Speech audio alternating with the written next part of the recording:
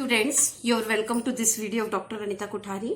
बच्चों, अपन लोगों ने thermodynamic and kinetic aspects of transition metal complex शुरू किया था।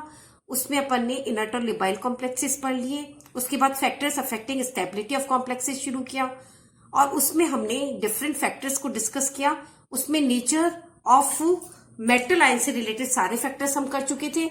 आज हम लेंगे नेचर ऑफ लिगेंड, यानी किस तरह से जो लिगेंड का नेचर है वो संकुल के स्थायित्व को प्रभावित करता है। राइट, इसके जो सारे पॉइंट है एक एक करके आप ध्यान से देख लीजिए।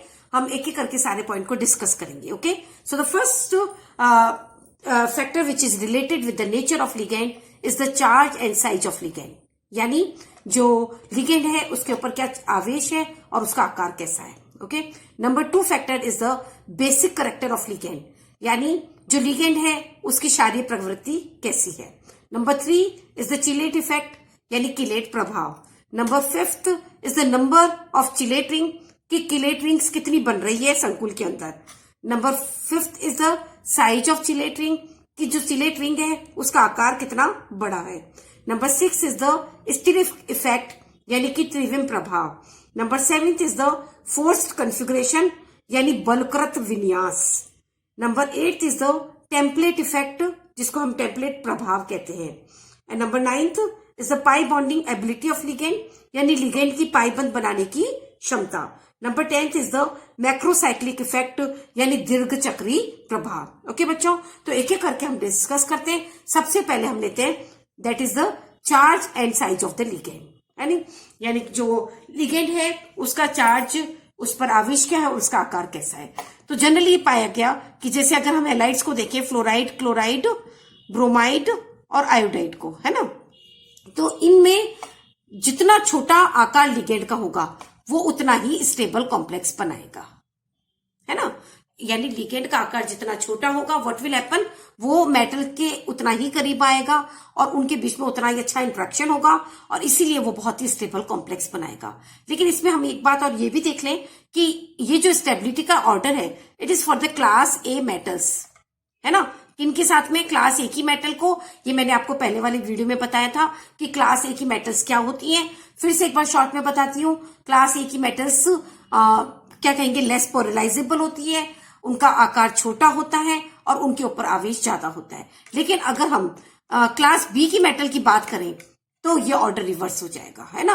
उस केस में आयोडाइड उनके साथ ज्यादा स्टेबल कॉम्प्लेक्स बनाएगा as compare to fluoride. Okay, so the first point is the charge and size of ligand. Now we come to the second point. Second point is the basic character of ligand, यानी कि जो ligand है उसकी शारीरिक प्रवृत्ति।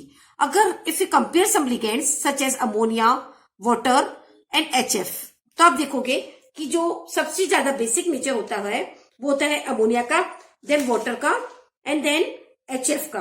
Right, तो यही reason है कि जो जितना ज्यादा बेसिक होगा वो आराम से अपना इलेक्ट्रॉन पेयर मेटल आयन को दे देगा और वो उतना स्टेबल कॉम्प्लेक्स बनाएगा। तो अगर हम ये देखें तो this is the basic nature of ligand. Ligand की शारीरिक प्रवृत्ति है और जितना ज्यादा वो बेसिक प्रॉपर्टी का होगा उतना ही वो स्टेबल कॉम्प्लेक्स बनाएगा। गॉट इट, उतना ही स्थायी वो संकुल बनाएगा। Right, now we come to the third effect that is the chelate effect. इसको हम डिटेल में लेंगे और अच्छे से इसको समझेंगे कि चिलेट प्रभाव क्या होता है।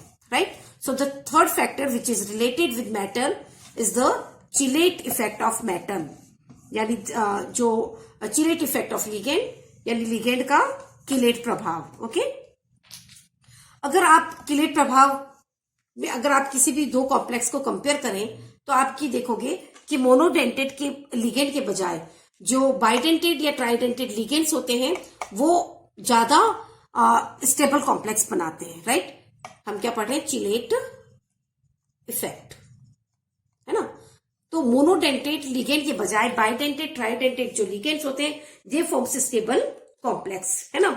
और ये जो स्टेबल कॉम्प्लेक्स बनाते हैं इसी को हम क्या कहते हैं, chelate effect. This is known as chelate effect. Okay, और इसके पीछे क्या कारण है, एक जो रिंग बनती है, जैसे कोई भी मेटल के साथ बाइडेंटेड लिगेंड बनाएगा रिंग तो वो बहुत ज्यादा स्टेबल होगी।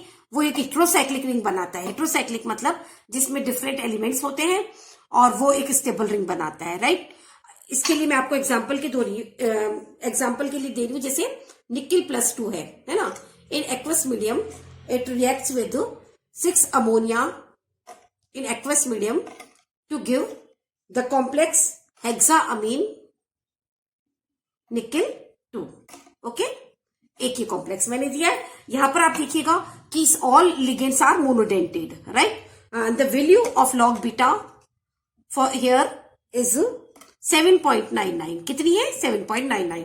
Now you see that if I replace ammonia with ethylene diamine, अगर मैं इथिलीन डायमीन के साथ इसका कॉम्प्लेक्स बनाऊंगी तो आपको पता है कि ethylene diamine is a bidentate ligand, ये एक द्वितंतुक लिगेंड होता है। तो आप देखिएगा कि उसकी स्टेबिलिटी ज्यादा होगी, इसके लॉग बीटा का मान ज्यादा होगा, राइट। इसके लॉग बीटा का जो वैल्यू है इट इज 18.28। ध्यान से देखिएगा, है ना। So this complex is more stable, ज्यादा स्थायी होता है as compare to this complex, है ना। इसका जो स्थायित्व होता है इसकी तुलना में ज्यादा होता है। Got it. अब आप ये देखिएगा तो इसे हम किलेट प्रभाव कहते हैं ना, कि मोनोडेंटेड के बजाय बाइडेंटेड लिगेंड ज्यादा स्थायी संकुल बनाते हैं, राइट। क्यों? क्योंकि वो मेटल के साथ में हेटेरोसाइक्लिक रिंग बनाते हैं, और इसके पीछे क्या लॉजिक है वो भी हम अच्छे से समझते हैं। ओके, तो देखो बेसिकली अगर हम देखें इसके पीछे लॉजिक, तो एक कारण तो हम ये भी कह सकते हैं कि देखो, अगर जैसे सपोज 1 मिनट के लिए मैं आपको ऐसी रफ स्केच बताऊं, यहां पर मैंने निकिल लिया है, ये जुड़ा हुआ है इसके साथ में क्या? अमोनिया, है ना। अगर मोनोडेंटेड लिगेंड हुआ तो क्या हुआ? एक बार बंध टूट गया तो टूट गया, ओके। उसके दोबारा बनाने की प्रोबेबिलिटी फिर कम हो जाती है, या हम ये कह सकते हैं कि एक बार बंध टूट गया तो टूट गया, राइट। लेकिन अगर हम कोई बाइडेंटेड लिगेंड ले रहे हैं, जैसे इथिलीन डायमीन, ध्यान से देखना, ये मैंने ले लिया ethylene diamine, okay, this is the ethylene diamine. तो आप देखो बच्चों, ध्यान से देखना कि अगर एक बार ये बंध टूट गया, देखो आप ध्यान से, है ना, मैंने किस तरह से बंध तोड़ रही हूं, देखो निकिल +2 है, एक बंध टूट गया, है ना। तो क्या होगा? अभी दूसरा बंध तो है ना उसके पास में, देखो एक बंध से ये जुड़ा हुआ है बीबी इसके साथ में, है ना। तो कहने का मतलब है कि जो बाइडेंटेड लिगेंड्स होते हैं उसमें अगर एक बंध टूट भी जाता है तो लिगेंड फिर भी एक बंध से, मेटल से जुड़ा रहता है, और वापस से इस बंध के बनने की संभावना भी होती है। लेकिन अगर जो मोनोडेंटेड लिगेंड है उसमें एक बार बंध टूट जाता है तो उसके बनने की संभावना क्या होती है? कम हो जाती है। तो एक लॉजिक हम ये भी दे सकते हैं कि क्यों जो बाइडेंटेड लिगेंड है वो स्टेबल कंपाउंड बनाते हैं, राइट। लेकिन जो मोर लॉजिकल इसके पीछे रीजन है उसको अगर आप देखो तो हम ये थर्मोडायनेमिक इक्वेशन आपको मालूम है, del G equals -RT natural log beta, है ना। Beta is the stability constant, जिसको आप के भी लिख सकते हो, है ना। और दूसरी इक्वेशन भी आपको पता है, del G equals del H -T del S, है ना। यानी जो मुक्त ऊर्जा परिवर्तन होता है वो इस डेल एंथैल्पी परिवर्तन -T एंट्रोपी परिवर्तन के बराबर होता है। अब now if we equate this equation we can say RT natural log beta, अभी बताया था बीटा क्या है? Stability constant, okay, del H -T del S, है ना। तो अब आप क्या कहोगे कि अगर हमें किसी कॉम्प्लेक्स का स्थायित्व बढ़ाना है, उसकी स्टेबिलिटी को बढ़ाना है, राइट, ध्यान से सुनना, तो क्या होगा? डेल एच का मान क्या होना चाहिए? बोलो, del H should be negative, है ना। क्यों? क्योंकि डेल जी क्या होना चाहिए? नेगेटिव। सुनते जाओ ध्यान से, कि अगर हमें किसी कॉम्प्लेक्स की स्टेबिलिटी को बढ़ाना है, बीटा की वैल्यू बढ़ानी है, तो हम ये कहेंगे कि उसकी जो डेल जी की वैल्यू है इट शुड बी, इसको मैं यहां लिख लेती हूँ चाहे तो, del G should be negative. Del G का मान क्या होना चाहिए? ऋणात्मक होना चाहिए। And for del G negative either del H negative, या तो डेल एच नेगेटिव हो, है ना, या फिर ये वाली वैल्यू, देखो ध्यान से सुनो, 2 फैक्टर बता रही हूं, या तो डेल एच नेगेटिव हो, है ना, नेगेटिव हो गया, है ना। तो इस केस में आप देखो कि टोटल डेल जी क्या हो जाएगा? नेगेटिव हो जाएगा। और अगर डेल जी पॉजिटिव है तो क्या होना चाहिए? डेल एस की वैल्यू बहुत हाई होनी चाहिए, हाई एंड पॉजिटिव, है ना। क्यों? हाई और पॉजिटिव होगी तो क्या होगा? -T डेल एस का जो मान होगा वो डेल एस से ज्यादा होगा, और अगर ऐसा हुआ तो क्या हुआ? डेल जी ऑटोमेटिकली क्या हो जाएगा? नेगेटिव होगा। यानी कुल मिलाकर हम ये कहेंगे कि किसी भी कॉम्प्लेक्स की स्टेबिलिटी के लिए उसका जो मुक्त ऊर्जा परिवर्तन होता है उसका मान क्या होना चाहिए? ऋणात्मक होना चाहिए। और अगर वो हमें ऋणात्मक लाना है तो या तो उसकी जो डेल एच की वैल्यू है वो नेगेटिव होनी चाहिए, यानी एंथैल्पी परिवर्तन नेगेटिव होना चाहिए, और अगर एंथैल्पी परिवर्तन नेगेटिव है तो उसका एंट्रोपी परिवर्तन भी बहुत ज्यादा होना चाहिए, पॉजिटिव होना चाहिए, ताकि कुल मिलाकर डेल जी की वैल्यू नेगेटिव हो सके। ओके, अब इसमें देखो हमारे लिए क्या जो इंपॉर्टेंट चीज है वो मैं आपको बताना चाहूंगी।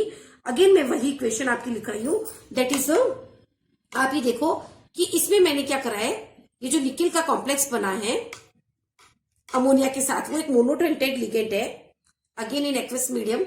इसको मैं रिप्लेस कर रही हूं विथ इथिलीन डायमीन, है ना, देखो बाइडेंटेड लिगेंड के साथ। आप ध्यान से देखिएगा, है ना, रिएक्शन इक्विलिब्रियम में तो आप देखोगे ये बन गया निकिल EN की whole thrice, okay, 2+ in aqueous medium, okay, plus 6 ammonia ligands, again they are in aqueous medium, है ना। तो अब आप ये देखो बच्चों, ध्यान से देखना, एंट्रोपी परिवर्तन क्या होता है? Entropy is the measurement of disorder, यानी अव्यवस्था का नाप होता है, राइट। तो यहां देखो नंबर ऑफ मॉलिक्यूल्स कितने हैं, रिएक्टेंट के मॉलिक्यूल कितने हो गए, 1 + 3, टोटल कितने हो गए बच्चों, 4 हो गए, है ना। जबकि अगर हम प्रोडक्ट की तरफ जाएं, रिएक्टेंट के हो गए 4 मॉलिक्यूल, जबकि हम प्रोडक्ट की तरफ जाते हैं तो देखिए कितने मॉलिक्यूल हो रहे हैं, प्रोडक्ट की तरफ 1 और ये कितने हो गए 6, 1 + 6, टोटल 7 मॉलिक्यूल हो गए। देखो ध्यान से देखना, रिएक्टेंट के मॉलिक्यूल 4 और प्रोडक्ट के मॉलिक्यूल 7। तो जितने ज्यादा प्रोडक्ट में मॉलिक्यूल होंगे उतनी ज्यादा अव्यवस्था बढ़ेगी, डिसऑर्डर बढ़ेगा, एंड डिसऑर्डर अगर आपका बढ़ा तो डेल इज मोर। तो ध्यान से सुनिएगा, एक जो सबसे इंपॉर्टेंट कारण है स्टेबिलिटी ऑफ चिलेट कॉम्प्लेक्स, जो बाइडेंटेड लिगेंड होते हैं, जो कॉम्प्लेक्स बनाते हैं उसको हम चिलेट कॉम्प्लेक्स कहते हैं, उनके स्थायित्व का सबसे मुख्य कारण है इंक्रीज इन एंट्रोपी, क्योंकि उनकी एंट्रोपी का मान बढ़ जाता है, क्योंकि नंबर ऑफ मॉलिक्यूल्स क्या होते हैं, बढ़ जाते हैं in product as compare to that of the reactant. Number 1 थी, है ना। जो दूसरी जो इंपॉर्टेंट फैक्टर है वो भी आप ध्यान से सुनिएगा, और वो फैक्टर क्या है, इन केस ऑफ ट्रांजिशन मेटल, वो जनरली ट्रांजिशन मेटल्स में बहुत ज्यादा एप्लीकेबल है, वो भी ध्यान से सुनिएगा, एंड दैट इज द, फिर से मैं अपनी बात को रिपीट कर रही हूं, देखो ध्यान से सुनो। Number 1 factor is the del S, जब भी हम बाइडेंटेड लिगेंड से बनाते हैं या चिलेट कंपाउंड बनाते हैं तो डेल एस की वैल्यू मोर हो जाती है, ये आपको मैंने बताई चुकी हूं मैं अभी भी। And number second important point is in case of the transition metals, in case of the transition metals, जो संक्रमण धातुएं होती है उसमें एक इंपॉर्टेंट फैक्टर डेल एच भी होता है। ध्यान से सुनना, ये सिर्फ ट्रांजिशन मेटल के केस में इंपॉर्टेंट है, अदर मेटल के केस में इंपॉर्टेंट नहीं होता, ये भी मैं आपको क्लियर करूंगी। कैसे? क्योंकि जो ट्रांजिशन मेटल्स होती है उनमें होती है क्रिस्टल फील्ड स्टेबलाइजेशन एनर्जी। क्या होती है? क्रिस्टल क्षेत्र स्थायीकरण ऊर्जा। Got it? अभी मैंने आपको जस्ट इससे पहले वाले वीडियो में बताया था। And this crystal field stabilization energy is nothing, this is the splitting between the d orbitals, that is T2g and Eg, है ना। अब अगर हमारा लिगेंड वीक फील्ड होगा तो ये ऊर्जा का अंतर क्या होगा? कम होगा, है ना। और अगर स्ट्रॉन्ग फील्ड लिगेंड हुआ तो ये ऊर्जा का अंतर ज्यादा होगा। Got it? तो अब ध्यान से सुनिएगा मेरी बात को। अमोनिया के कंपैरिजन में ethylene diamine is a strong field ligand. ध्यान से सुनना ताकि आपको कंफ्यूजन नहीं हो।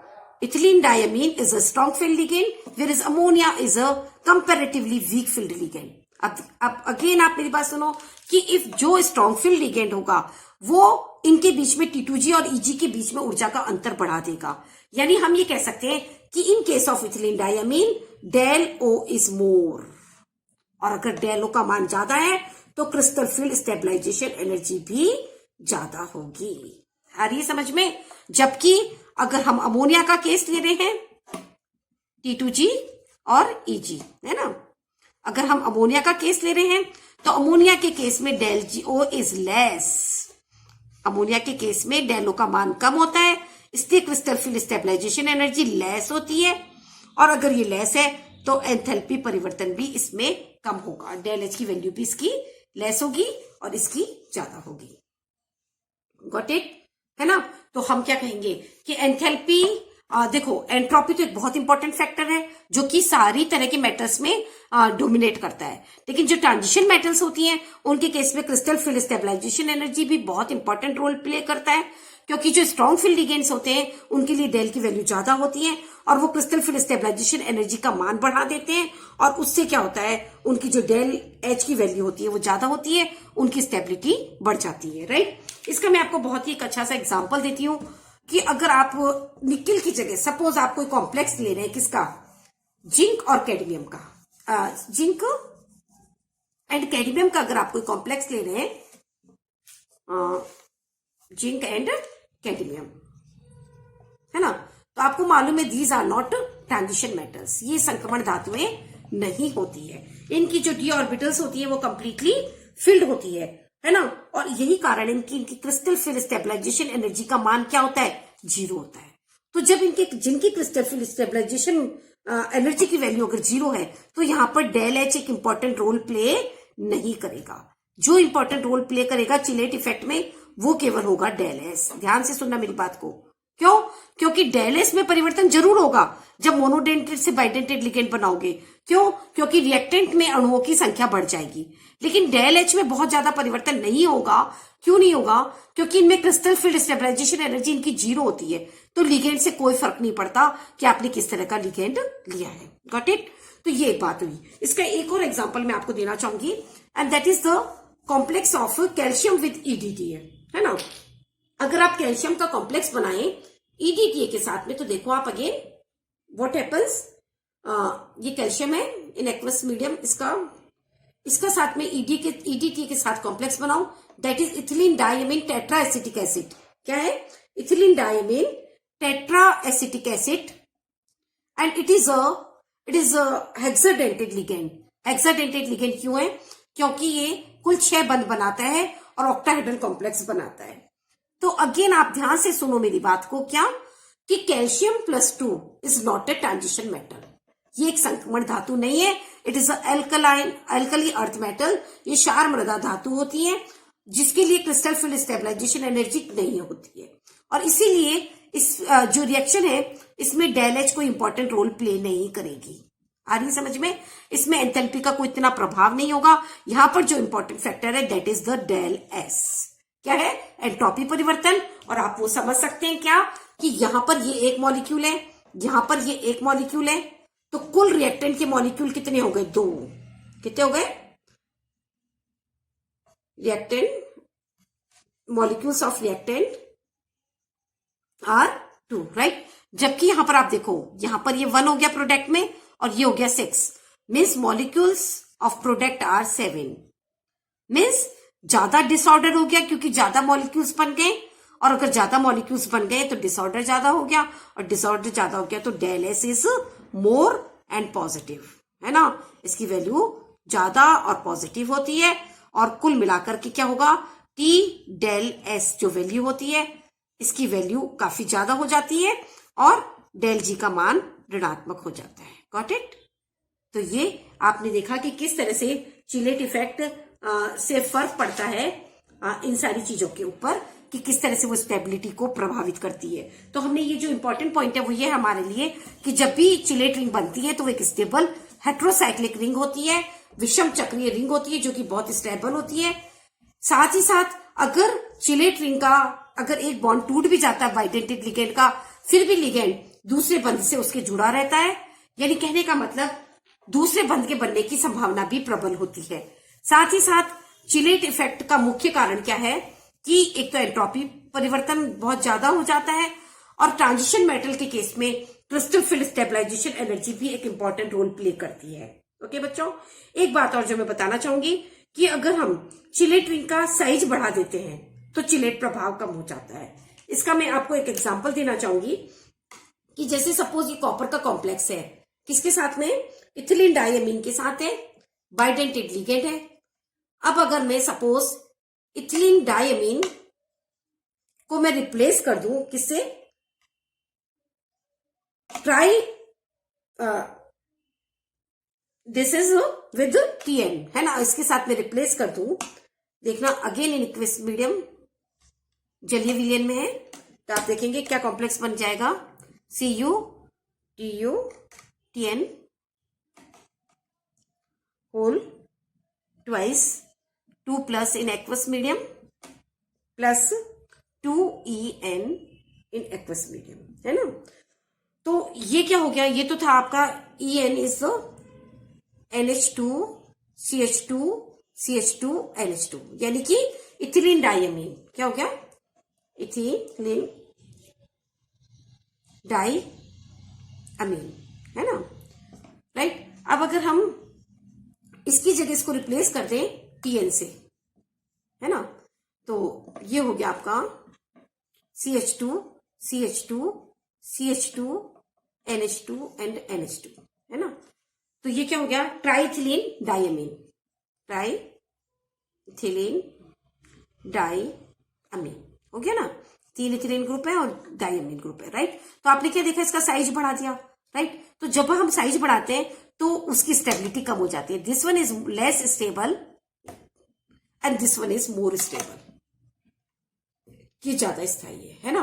तो यानी अगर हम जो चिलेट रिंग है उसमें कार्बन की संख्या बढ़ा देते हैं तो उसकी स्टेबिलिटी में कमी आ जाती है ना। यहाँ पर आप देखो, यहाँ पे ज्यादा मेंबर्स ले लिया आपने, 1 2 3 4 5, है ना, और एक ये 6 मेंबर रिंग हो गई, जबकि यहाँ पे 5 कम है मेंबर्स, 5 मेंबर रिंग है, 1 2 3 4 एंड 5, है ना। तो ज्यादा मेंबर रिंग अगर हम बना रहे हैं तो क्या होगा, स्टेबिलिटी कम हो गई। इसका कारण क्या है, देखो ध्यान से सुनना, कि ऐसे केस में वो, जैसे सपोज एक ये कॉपर है ना, अगर मैंने इसके साथ में ट्राइथिलीन डाइअमीन जोड़ दिया, है ना, राइट, तो वो इससे जुड़ने के बजाय वो क्या पसंद करेगा, दूसरे कॉपर के साथ बॉन्ड बनाना पसंद करेगा। क्यों, क्योंकि इसमें रिंग का साइज बहुत बड़ा है, तो एक तरह से स्ट्रेन आ जाता है ना। तो कहने का मतलब, अगर हम लिगेंड इस तरह से बना देते हैं, उसमें आप लिगेंड का क्या कहोगे, रिंग का साइज अगर बढ़ा दोगे तो व्हाट विल हैपन, उसमें एक स्ट्रेन आएगा, तो वो उसी मेटल के साथ बाइडेंटेड लिगेंड बनाने के बजाय दूसरी मेटल के साथ जोड़ करके ब्रिज की तरह एक्ट करेगा, ओके। और इसीलिए इसकी स्टेबिलिटी कम होती है, गॉट इट। तो आज हम यही कंप्लीट करते हैं बच्चों, और जो मेरा नेक्स्ट वीडियो आएगा उसमें हम फर्दर इसी फैक्टर को आगे बढ़ाएंगे, okay. Thank you so much.